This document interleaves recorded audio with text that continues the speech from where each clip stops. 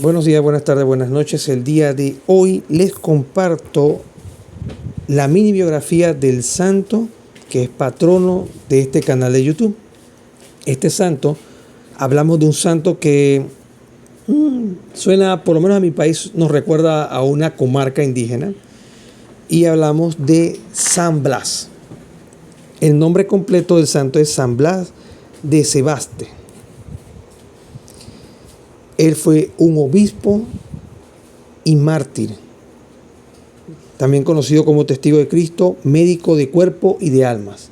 Él cumplía a cabalidad esa parte de ser cura de almas. Vamos a dividirlo en etapas. En este caso vamos a tratar un total de 9 etapas en esta mini biografía que estaremos desarrollando en este video. Hablaremos primero de su origen y formación. Este es un santo del siglo III. Y me detengo aquí un momentito para recordarles que este es el santo patrono de este canal de YouTube, porque también fue el primer día que subí un video acá a la plataforma, y por eso quise hacer una mini biografía especial de este santo. Dice acá: orígenes y formación de este santo. San Blas nació en el siglo III en Sebaste, de Armenia, actualmente Turquía.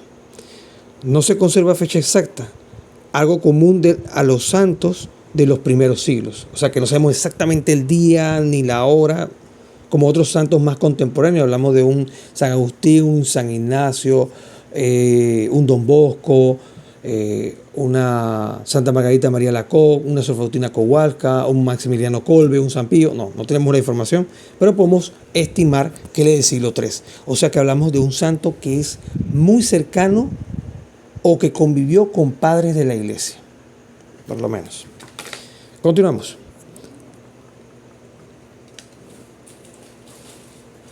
Cuando la iglesia vivía en ese tiempo aún bajo persecución y no llevaba registros biográficos detallados, surge este santo. O sea, se entra en el mundo, digámoslo así, bajo ese contexto cultural. Desde joven destacó por 2 cualidades que marcarían su vida. Y las 2 cualidades que marcarían su vida son las siguientes: la inteligencia y la formación. Él buscaba tener mucha parte intelectual y también tener mucha formación. O sea que no solamente creía en su propia inteligencia, sino que se formaba constantemente. También contaba con una profunda vida moral y religiosa. O sea, este era el complemento de la parte de la inteligencia y la formación: una profunda vida moral. O sea, era un hombre intachable y vivió una vida religiosa conforme a lo que había aprendido, lo que fue aprendiendo a lo largo del tiempo. Estudió medicina y llegó a ser un médico reconocido. O sea que él no fue que se volvió obispo así de la nada y bueno, él era un cualquier cosa en la esquina. Él fue un doctor y era muy reconocido en su área en aquel entonces. Pero su modo de ejercer la medicina no era solo técnico, sino también cristiano. Veía al enfermo como una imagen de Dios. Y aquí me detengo. Voy a terminar la cita que tengo acá. Esto refleja la visión bíblica de la salud. Dios es el verdadero sanador, pero se sirve de medios humanos. Esto está y les invito a confrontarlo, en el libro de Eclesiástico, capítulo 38. Dios es el verdadero sanador, pero se sirve de medios humanos. Les invito a leer, a confrontar este resumen que puse acá del libro de Eclesiástico, de Antiguo Testamento. Léanse el capítulo 38 para entender a más profundidad la frase que acabo de poner o acabo de citar. Entonces, él, viviendo como cristiano, siendo formado como médico y ayudando a las personas físicamente, en medio de toda esta realidad, él vivía viendo a Dios en el enfermo. Y eso nos recuerda a lo que Jesús también manifestó en esa parte cuando dice: uno lo separa a la izquierda y el otro a la derecha. Y me voy a centrar específicamente en una parte de esa, que le dice: cuando estuve enfermo y me ayudaste. Y ellos le respondieron, Señor, ¿cuándo te vimos enfermo y te ayudamos? Dice, cada vez que lo hicieron por uno de estos pequeños, o sea, por el más frágil, el que necesitaba, lo hacían por mí. Ahí es cuando, y me voy a tener un momentito, nuestras obras diarias se vuelven en una alabanza y en una forma de santificación. Por ejemplo, cuidar a una persona, cuidar a un niño pequeño, cuidar a alguien que necesite de nosotros, que tenga una dependencia por una enfermedad temporal. Eso se vuelve en un método de alabanza al Señor y cae en lo que también menciona la regla de San Benito. Cae, no en su totalidad, pero cae. Ora et labora. Recordemos que San Benito también es más o menos contemporáneo con ese tiempo. ¿Okay? Continuamos. Espiritualidad de esta etapa. En esta etapa, cuando él estaba como médico, todavía no era ni sacerdote ni obispo, vivía una unidad entre fe y razón, porque él era un médico. Ayudaba a las personas, las curaba, pero veía al Cristo sufriente, al Cristo enfermo, al Dios enfermo en esas personas. Y lo atendía como si fuera al mismo Jesús. Me imagino yo que él hacía mucha composición del lugar en medio de sus atenciones médicas, cuando veía a estas personas heridas, y lo que hacía es que él se imaginaba, si yo hubiese estado en ese momento con esta fe que tengo en Cristo, siendo cristiano católico, en ese momento, viendo a Jesús caminar con esa cruz, o después que lo azotaron múltiples veces, él sería la persona que le curaría sus heridas. Pero en ese momento, él trasladaba esa imagen, haciendo esa composición del lugar, como dice San Ignacio Loyola, al enfermo presente, viendo a Cristo en esa figura. Entonces eso hacía que él aplicara caridad en la atención. No caridad de que, te doy una atención mínima. No, caridad es ese amor de Dios hacia nosotros. Entonces hacía que él viviera ese amor de él hacia Dios, como si del mismo Cristo se tratase, que él estuviera limpiando sus heridas, poniéndole eso como ejemplo. Entonces, viendo esta parte, la fe y la razón en él, aunque ya después es un concepto que se refina mucho más al pasar del tiempo, se ve íntegramente en este santo ya del siglo III. Caridad concreta. ¿Por qué? Porque se dedicaba a ayudar al enfermo viendo a Dios presente, en imagen, en esa persona enferma, en ese doliente. Y aquí vuelvo y traigo otro punto a colación que me parece interesante compartir. Él no fue el único santo que podemos citar. La Madre Teresa de Calcuta también vivió eso de esa misma forma. Acá está la novena en el canal de YouTube de Camino 24 PTY. Les invito a escucharla y hablan mucho de ese tema con respecto al servicio a las personas. Continuemos. Y esto es parte importante: respeto sagrado por la vida humana. Un doctor, una enfermera, un auxiliar que se considere cristiano no puede darse el lujo de manifestar ni estar a favor del aborto ni la eutanasia, porque nosotros no somos Dios. Eutanasia, el hecho de cortar la vida de una persona porque yo digo que esa persona está sufriendo mucho y hay que meterle una inyección para que ¡pum! Y aquí nadie se da cuenta. No, eso lo podemos hablar después. Miren, me parece, y voy a hacer un paréntesis aquí, me parece muy curioso, porque tanto la lectura que les comparto en el video anterior, como en este video, esta biografía de San Blas, me llevan a apuntar nuevamente un tema que sí tengo que repasar y tengo que volver a estudiar para poder traerlo como debe ser, y es el tema de la escatología. Porque la eutanasia tiene que ver con la escatología. ¿Y por qué nosotros no podemos aplicarle eutanasia a un ser humano?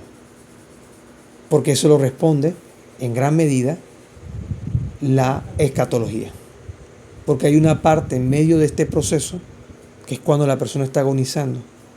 No sabemos si esa es su forma de purgatorio, lo que está viviendo, esa dolencia final. Podemos ayudarle con paliativos, pero no podemos acelerar el proceso de ese retiro, de esa partida, de esa reunión con el Padre. Porque puede ser que él esté en ese momento viviendo una experiencia, me atrevo a decir hasta mística, en la cual la persona puede que necesite eso. ¿Quiero comentarlo? Sí. Ajá. Los paliativos es para que la persona no sufra. Exacto. Paliativo es como para mejorar su tránsito. ¿En qué sentido? Analgésico, medicina, pero sin caer en el hecho que pueda ser potencialmente riesgoso para que él corte su vida repentinamente. La iglesia no está en contra de que eso es una obra de caridad de tipo corporal, porque estamos siendo caritativos con la persona, dándole medicamentos y tratamiento. La iglesia no dice que no le quite, deja que se muera así como un perro. No, cuidado con eso, sino que para que la persona reciba tratamiento médico, pero sin caer en la eutanasia. ¿Se entiende? Sí, porque puede ser que en ese momento que la persona esté sufriendo o que de repente esté agonizando, uno no sabe si en ese momento tu conciencia todavía te da chance de pedir perdón a Dios, de ponerte en paz con Dios. Exacto. De decirle, Señor, en vida yo no hice nada, pero en este momento te entrego todo, o perdóname de corazón. Y eso me trae el ejemplo. Señor Pedro, y que te hablaba ayer. Eso me trae el ejemplo de el ladrón bueno y el ladrón malo en la cruz. El ladrón bueno estaba agonizando junto a Cristo en ese momento. Y Cristo reconoció que él sentía dolor de sus pecados. Y el mismo Cristo lo canonizó en ese instante, diciéndole: hoy mismo estarás conmigo en el reino de los cielos. O sea, y uno dirá, bueno, pues cuando uno se muera se va al reino de los cielos. Pero ese que estaba en la cruz, él no ha resucitado todavía. Pero tenemos la esperanza que resucitaremos, porque si morimos con Cristo, también resucitaremos junto con Él. Pero vuelvo y repito, esto me empuja a meterme a hablar del tema de la escatología. No, estamos hablando de San Blas. Continuamos, porque si no me voy metiendo a ese tema y a ese tema tan espléndido de la escatología. Pero bueno, vamos a continuar acá. Pasamos entonces a la etapa de la vocación eclesial y ordenación. Cuando él pasa de ser un doctor a ser un sacerdote y luego un obispo. Dice, su santidad, prudencia y caridad lo hicieron sobresalir entre los cristianos de Sebaste, que era el lugar donde él vivía y trabajaba como doctor. Fue ordenado sacerdote, la fecha no se conoce, pero más o menos en el siglo III. Y más tarde elegido obispo de Sebaste a fines del siglo III. Interesante. Si prestan atención a esta historia de San Blas, se darán cuenta de algo. Él era una persona cualquiera trabajando como médico. Es ordenado sacerdote en base a las cualidades que él tenía, que se veían como esas actitudes. Y él también quiso y fue llamado a ser sacerdote. O sea, hay una respuesta y hay unas actitudes. Y luego, después de ser un tiempo sacerdote, es nombrado obispo. ¿Cuál iglesia en la actualidad mantiene ese orden sistemático para que un hombre del mundo que siente el llamado y se le ve el perfil, digámoslo así, pase de sacerdote a obispo? Estamos hablando del siglo III y aquí todavía hay padres de la iglesia vivos en ese momento. Continuemos. Este hecho se comprende a la luz de la sucesión apostólica enseñada en la Escritura. El hecho de que él fue sacerdote, fue una persona del mundo elegida, él responde al llamado, se acerca, se le ven sus actitudes, es ordenado sacerdote y luego obispo. Eso es lo que quiere decir el apunte que tengo acá. Este hecho se comprende a la luz de la sucesión apostólica enseñada en la Escritura.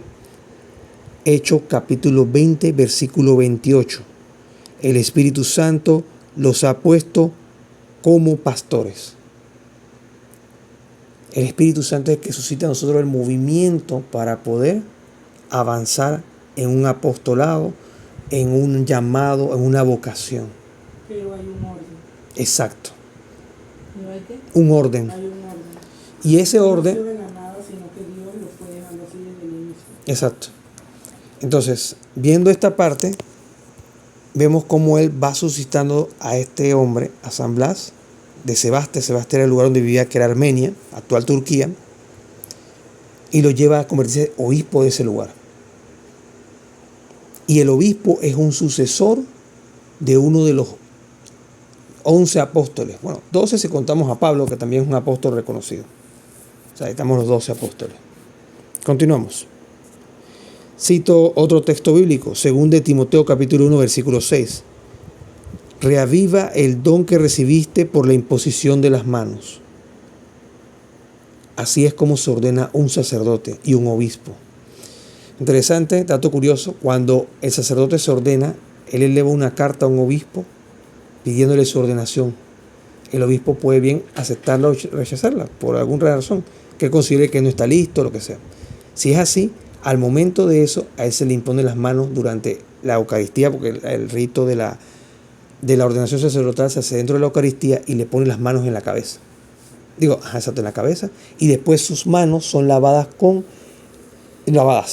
son ungidas con aceite, un aceite de consagración especial para ese tema. En el caso del obispo, se le lava la cabeza, digámoslo así, en buen panameño o en una cultura general, se le llena la cabeza de aceite, toda le chorrea, y después se seca con un paño. Eso significa que todo tu ser está consagrado al Señor también. Es una de las formas de representarlo, pero es la forma de consagrar tanto al obispo como al sacerdote. Por eso dice, reaviva el don que recibiste por la imposición de las manos. Esto lo dice la Biblia. Sí, ese es en 2 de Timoteo capítulo 1, versículo 6.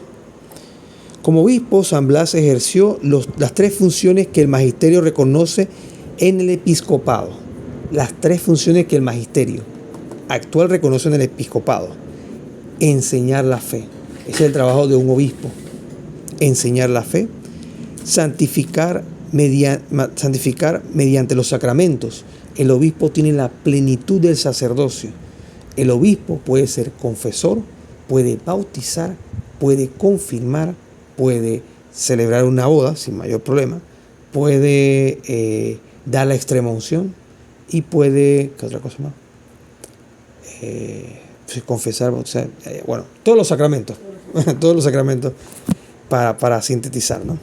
Entonces por eso puede santificar mediante los sacramentos y guiar pastoralmente al pueblo. El obispo es el responsable en una zona X de todo lo que está debajo de él. En esto incluye los mismos sacerdotes y diáconos permanentes y temporales. Espiritualidad de esta etapa, ya cuando él fue ordenado sacerdote y luego obispo. Paternidad espiritual. Eso es un perfil que debe tener todo sacerdote. Por eso es que muchos te hablan con esa calma, esa tranquilidad cuando uno pide el consejo de uno, se le explica la situación, ve esa paternidad espiritual, esa guía, ese acompañamiento. Servicio pastoral. Ellos siempre están en esa enseñanza, en ese pastoreo, en ese, como le dijo Cristo a Pedro, apacienta mis corderos, apacienta mis ovejas. Responsabilidad por la salvación de las almas. El obispo es el responsable de su diócesis en la salvación de las almas, incluyéndole a los propios sacerdotes y diáconos. Punto 3 de este gran santo, hablamos de San Blas. Recordemos que traigo este video es porque San Blas es el patrón oficial de este canal de YouTube, lo del Camino 24 PTY. Y eso lo sé porque él, en particular, su fiesta es el 3 de febrero y el primer video que subimos a esta plataforma fue el 3 de febrero del año 2025. Continuamos. Durante la persecución bajo el emperador Licinio, los cristianos eran encarcelados y ejecutados. San Blas se retiró a una cueva en el monte Argeo, no por miedo, sino para proteger su vida, para seguir sirviendo y vivir en oración y penitencia. O sea que él no se escondió por huir, sino para mantenerse en oración y en penitencia constante, estando retirado en una cueva, pidiendo por todas esas personas que eran apresadas, los cristianos que estaban, digamos, en la primera línea de batalla. La tradición relata que los animales salvajes acudían a él mansamente, o sea, con disposición y servicio. Y él curaba a los heridos que salían o podían tener la oportunidad de escapar de las persecuciones cristianas que se daban en aquel entonces. Esta escena tiene un profundo sentido teológico basado en la carta a los Romanos capítulo 8, versículo del 19 al 21. Romanos capítulo 8, versículo 19 al 21. El extracto que tengo acá dice lo siguiente: en los santos se anticipa la restauración de la creación. En los santos se anticipa la restauración de la creación. Les invito a leer Romanos capítulo 8, versículo del 19 al 21. No, esta es una frase que compendia lo que dice la idea de Romanos capítulo 8, versículo 19 al 21. Por eso les invito a leerlos, a leer el texto. Espiritualidad de esta etapa. Tenía una vida contemplativa. En este canal de YouTube se está tratando el tema de la oración. Y una de las formas de oración es la forma contemplativa. ¿Cómo él contemplaba? A través del ayuno y la penitencia, pidiendo por sus hermanos que eran apresados, y él sirviendo con sus talentos a los hermanos que podían salir de esta persecución, pero venían gravemente heridos. Dominio espiritual sobre la creación. Esto se ve manifestado no porque tuviera algún poder especial, sino porque el Señor se lo permitía, en base a lo que leímos de la tradición. Los animales salvajes acudían a él de forma mansa, humilde, sencilla, sin atacarlo. Muchas podríamos también decir que de esto ocurrían proezas, que estos animales traían incluso animales para que él se alimentara. Y aquí viene una parte que es clave, que hoy nos falta mucho: confianza absoluta en la providencia. Podemos tener fe, creer que Cristo es el Señor, pero no confiamos que Él nos pueda proveer algo. Y ahí es donde la fe se ve truncada también. Siempre vivimos pensando, ¿y mañana cómo hago? Exacto. Entonces, ahí es cuando tú ves qué busca el Señor en medio de una prueba. ¿Qué quiere que yo gane? ¿Qué virtud? ¿Qué quiere que yo crezca hacia Él? A veces el Señor quiere que confiemos en su providencia y que Él quiere lo mejor para nosotros siempre.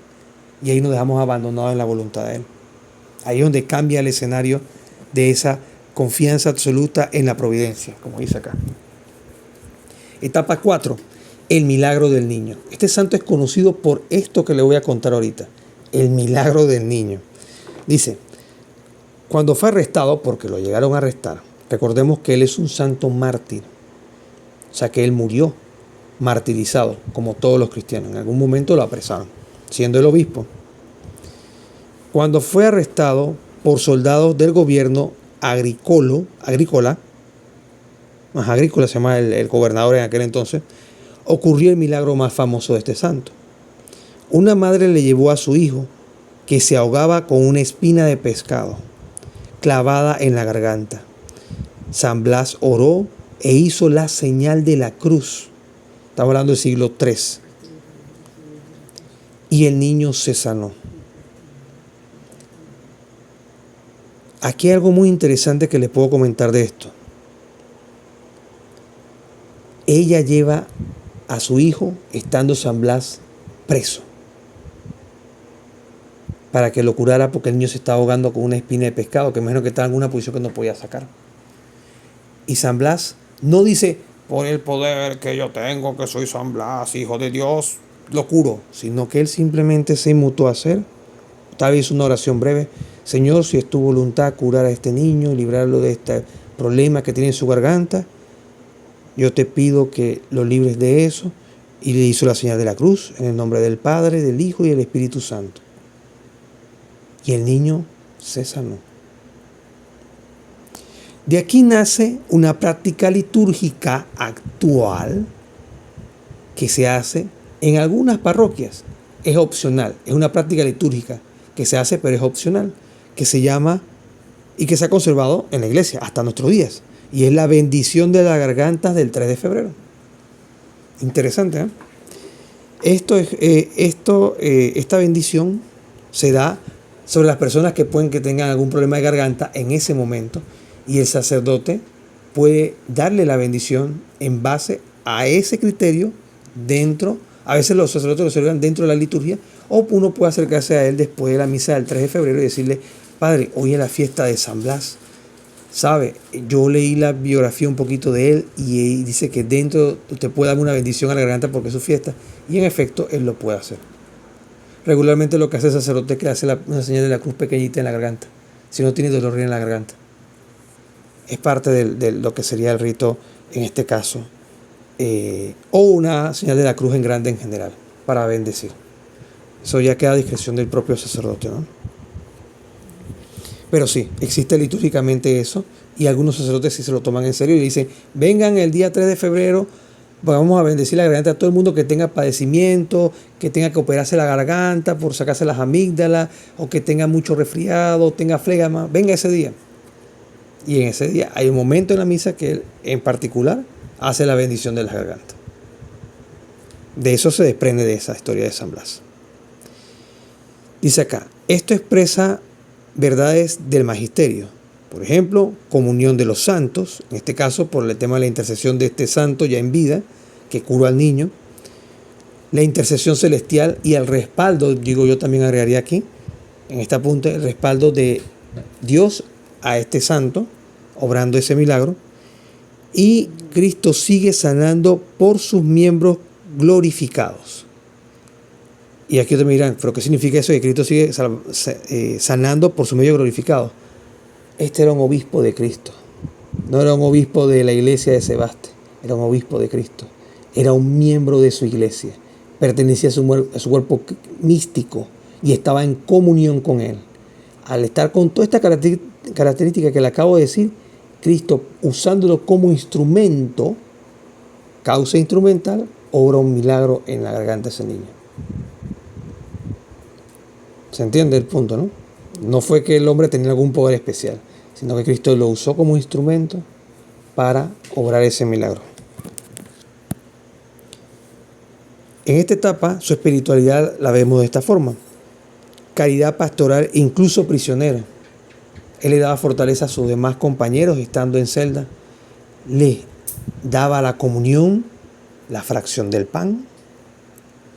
Les recordaba mantenerse firmes en la fe. Y tal vez la frase de Pedro, que está en las cartas paulinas: vivir es Cristo y morir es ganancia. Y a pesar, exacto, le daba esa esperanza, transmitía esperanza, y él vivía en esa condición a pesar de la situación. Dice: fe en el poder de la cruz. ¿Y por qué digo fe en el poder de la cruz? No tanto como la cruz como objeto, sino como un símbolo que nos recuerda que Cristo nos redime por medio de esa cruz, por medio de su muerte en cruz.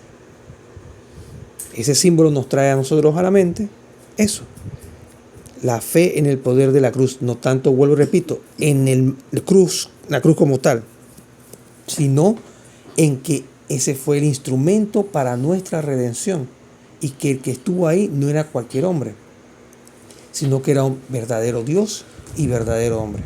Y que era la señal de los primeros cristianos. Nunca tuvieron miedo de reconocer que por ese que murió en la cruz por nosotros, ¿verdad? Y una última parte de la espiritualidad de esta etapa: Cristo como médico verdadero.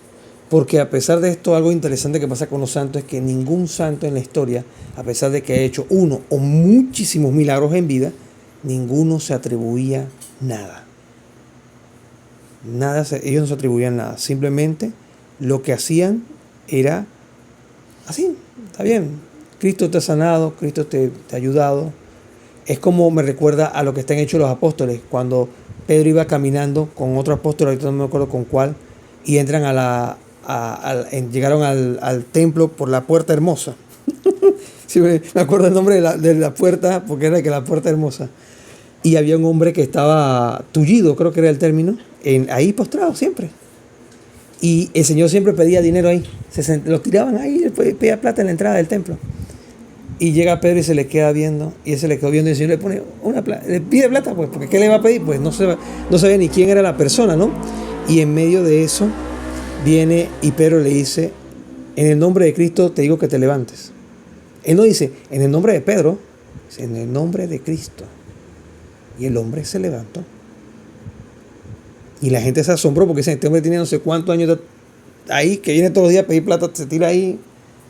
Y se levantó y quedó saltando, me parece que dice el texto, no sé. Ajá. Y eso es lo mismo que es en el caso de la confesión. Él no dice, en mi nombre yo te confieso, o en mi nombre te perdono los pecados. Ajá. En el nombre de Cristo. Continuamos.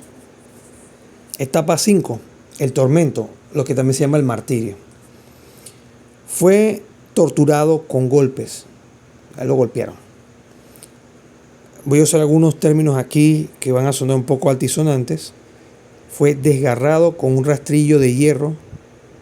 Esto es un instrumento usado para cardar.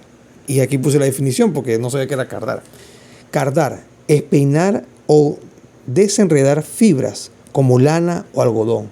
Háganse la idea que era un rastrillo que se utilizaba para eso. A él lo rastrillaron con eso.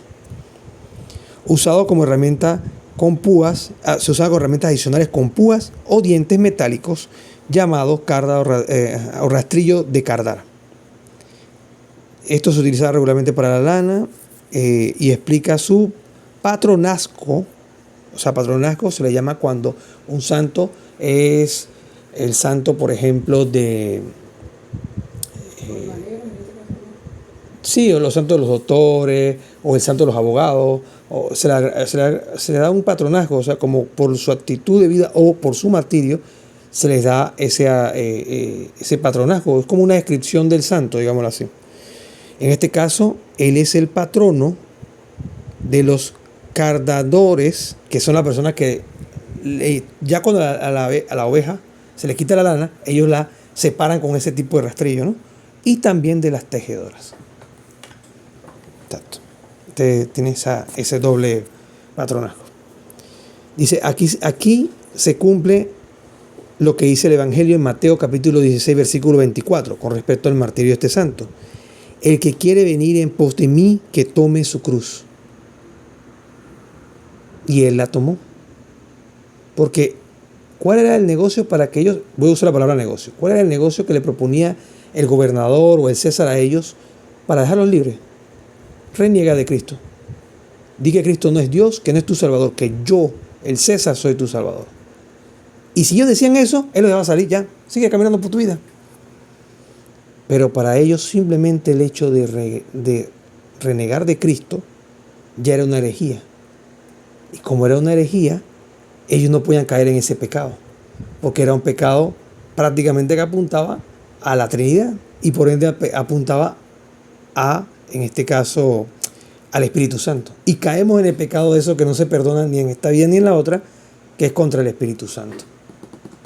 Entonces ellos se tomaban eso tan en serio y lo llevaban tanto con su fe tan alta en su interior que él se le decía, tranquilo, mira, fírmame este papel y tú di que Cristo no es tu Dios, sino que yo soy tu Dios, firma aquí, ya no va a pasar nada. Ellos preferían morir antes de firmar ese papel. Así es como se dieron tantos mártires en los primeros siglos. Eso poniéndolo de una forma metafórica, ¿no? En la parte de la espiritualidad, en esta etapa, tenemos lo siguiente: paciencia heroica. La esperanza nos da paciencia.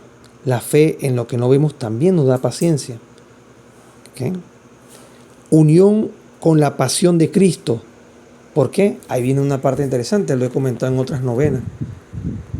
Cuando nosotros unimos nuestros sufrimientos a los méritos de Cristo, se santifican los sufrimientos nuestros. Y eso adquiere un valor redentor. Ahí es cuando nosotros decimos esa parte que el sufrimiento no es que el católico sea una persona masoquista. A nadie le gusta que le duela algo o sufrir algo.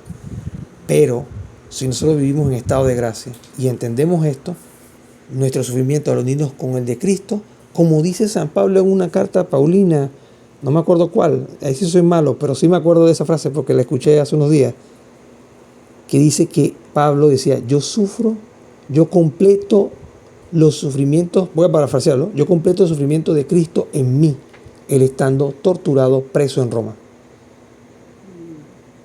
Y esto lo vivían los sucesores de estos apóstoles en forma heroica, uniendo en oración sus dolencias, su martirio, su sufrimiento a los méritos de Cristo. ¿Cómo nosotros podemos hacer eso mismo? Ofreciendo nuestro cansancio, nuestras enfermedades, nuestra dolencia a los méritos de Cristo, buscando esa redención. Continuamos. Otra parte importante que me imagino que también hizo mucho de estando él preso fue la parte del perdón y estando firme para los demás.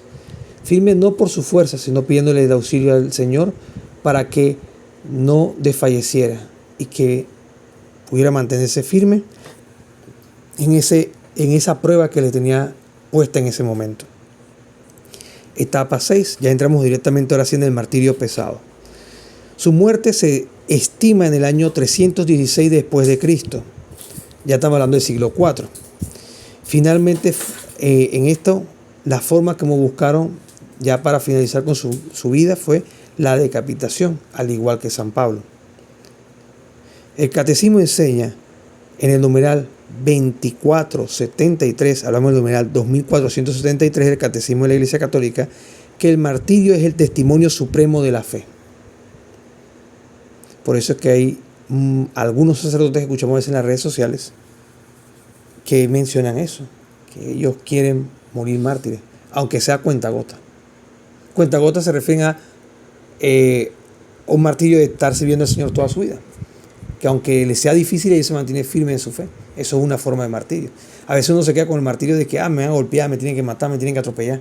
A veces un martirio es tener la caridad de poder hacer las cosas que hacemos con amor, aunque el otro sea a veces, algunas veces, un poco mal agradecido, por ejemplo. Entonces ahí es donde yo agarro ese sufrimiento y lo digo y lo uno al final del día con los méritos de Cristo. Como escuchaba yo de un sacerdote en estos días, que él decía eso, ¿qué ustedes vienen a ofrecerle a Cristo? Si decimos en el momento antes de la consagración, que cuando nos invitan a ponernos de pie, que presentamos el sacrificio mío y de ustedes, ¿qué sacrificio presentamos? Ahí es donde unimos nuestras dolencias y todo eso en la misa a los méritos de Cristo, ahí en ese momento. ¿Se entiende? Pero todos en comunidad lo unimos a Cristo.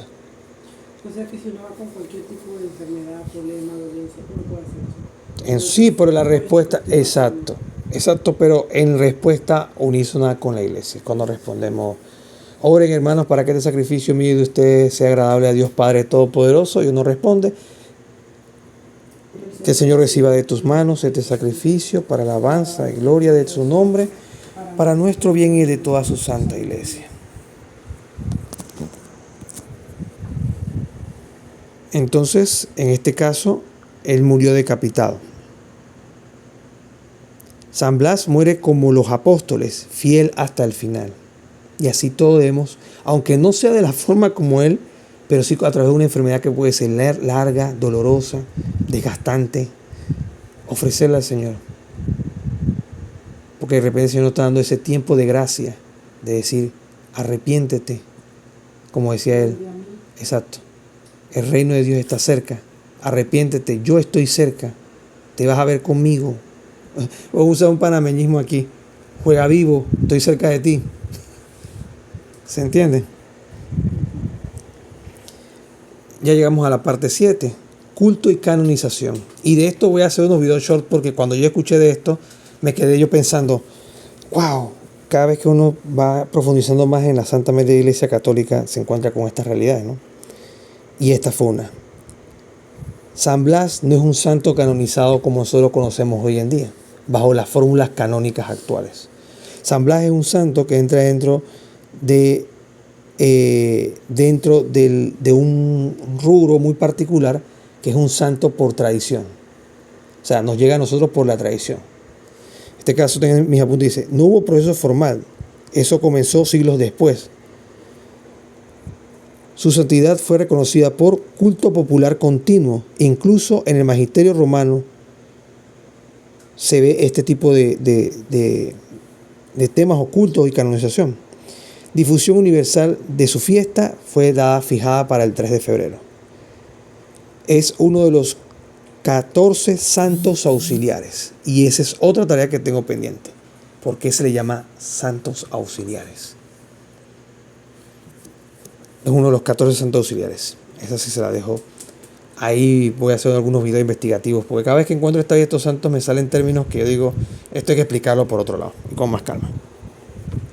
Así que continuando siguiéndonos acá en el canal de YouTube del Camino 24 PTY. Etapa, ya esta es la penúltima etapa, mensaje espiritual permanente que nos dejó este santo. San Blas enseña virtud, manifestación, fe, no negó a Cristo, caridad, médico y pastor, unidad de fe y ciencia, cura de cuerpos y de almas, confianza, vida eremética, y esta vida eremética tiene que ver con la vida de cuando él se apartó en oración, fortaleza, soportar torturas, esperanza, miraba siempre la gloria eterna, como decía San Pablo, tener la mirada fija en la meta, en la carrera es al final, en la meta es lo que nos espera. Al final, cito acá del libro de Filipenses capítulo 1, versículo 21. Su vida se puede resumir haciéndose eco de esto, de esta frase de Filipenses capítulo 1, versículo 21. Para mí la vida es Cristo y morir es ganancia. Frase atribuida a este santo por la tradición, porque no se puede constatar que la dijo. Nada temo mientras Cristo sea mi vida. Nada temo mientras Cristo sea mi vida. Ni la muerte, ni la enfermedad, ni el martirio, ni los problemas, nada. Ahí es cuando la fe no solo se cimienta en la roca. ¿Cómo sabemos que la fe no está cimentada en la roca? Porque no somos como los apóstoles cuando ocurrió lo de la barca. Que estaba Jesús dormido y ellos van corriendo, Señor, nos hundimos, estás tú dormido, nosotros estamos ahogando aquí. Y el Señor detiene las aguas, la calma con una palabra y después le dice, hombres de poca fe, yo estoy aquí con ustedes y ustedes van a pensar todavía que se van a hundir. Y a veces nos pasa así, en medio de nuestros problemas, en medio de nuestras enfermedades. Y a veces no se trata de que el problema salga, sino saber reconocer a Cristo en medio del problema. Y ahí tendremos paz. También reconocer que en medio de una enfermedad, Cristo está con nosotros. Incluso nos carga en medio de la enfermedad. Siempre me recuerdo esa imagen de que uno va caminando por la playa y una persona llegó al final de su vida y se encuentra con Cristo y le muestra una arena así larga y la playa y le dice, mira, vamos a hacer un recorrido en tu vida. Y van caminando así. Y de repente dice, pero tú siempre estuviste a mi lado. Y que sí, ¿y por qué aquí nada más veo una huella? Cuando en todo lo demás yo siempre veía dos huellas, la mía y la tuya. Y le dice Cristo, en ese momento yo te cargaba. En ese momento yo te cargaba. Por eso es que nada más ves una. Entonces tengamos presente eso, en medio de las dificultades, en medio de las enfermedades, en medio de tantas cosas que nos pueden pasar. Recordar que Cristo está ahí. Aunque para nosotros parezca dormido, Él está en esa barca, va con nosotros. Pero también tenemos que tener la apertura de reconocer que Él está con nosotros. Para finalizar, vamos a cerrar con una oración tradicional en honor a San Blas.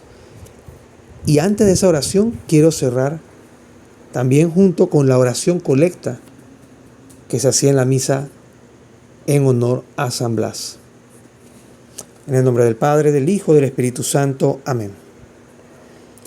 Escucha, Señor, a tu pueblo que con la ayuda del mártir San Blas te suplica le concedas gozar de paz en la vida presente y tu auxilio para alcanzar la vida eterna. Por nuestro Señor Jesucristo, tu Hijo, que vive y reina contigo en la unidad del Espíritu Santo, por los siglos de los siglos. Amén. Amén. Glorioso San Blas, obispo fiel y mártir, invencible, que por la fuerza de tu fe venciste el dolor, la persecución, la amenaza de muerte, intercede por nosotros ante Cristo. Tú que sanaste al niño moribundo y mostraste que la caridad pastoral es reflejo del amor de Dios. Protege nuestras gargantas, líbranos de enfermedades del cuerpo y del alma. Danos fortaleza para confesar a Cristo sin miedo ante el mundo. Que como tú sepamos unir ciencia, fe y caridad y llegar un día a la gloria donde los mártires reinan con el Cordero. Amén. Gloria al Padre, al Hijo y al Espíritu Santo, como era en el principio, ahora y siempre, por los siglos de los siglos. Amén. En nombre del Padre, del Hijo, del Espíritu Santo. Amén. Saludos.